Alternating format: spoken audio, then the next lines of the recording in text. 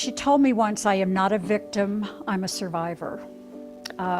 She said, I can do anything you can do, it just takes me longer.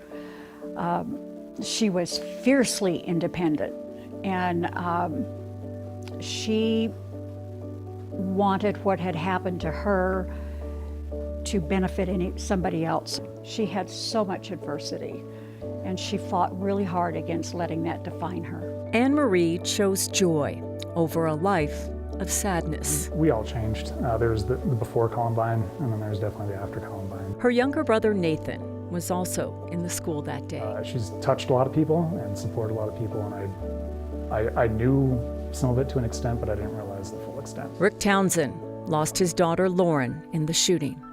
Lauren's stepmom befriended Anne Marie. And in trying to process my grief, I thought that if I helped somebody else, that it would kind of help me.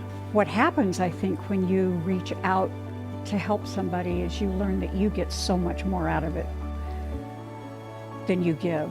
We got to watch her go from a shy 17-year-old high school girl and blossom into this incredibly independent and confident and fun young woman. I mean, she was a lot of fun. Anne Marie had to live with intense nerve pain and complications from her surgeries.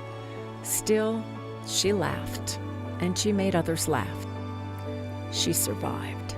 And someone who survived with grace and dignity and humor and love. We were blessed to have her in our lives.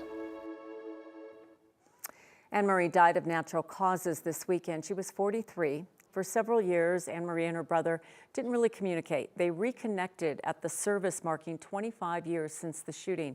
And for that, Nathan feels incredibly grateful.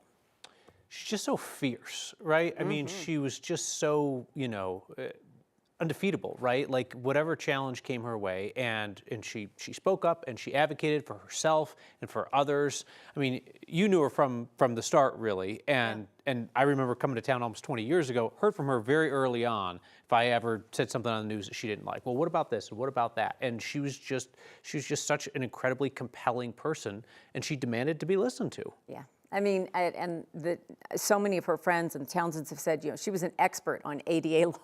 Yep. She was, she spoke for the community in many ways, but not with anger. Yeah, just a, hey, you should know. She just educated people.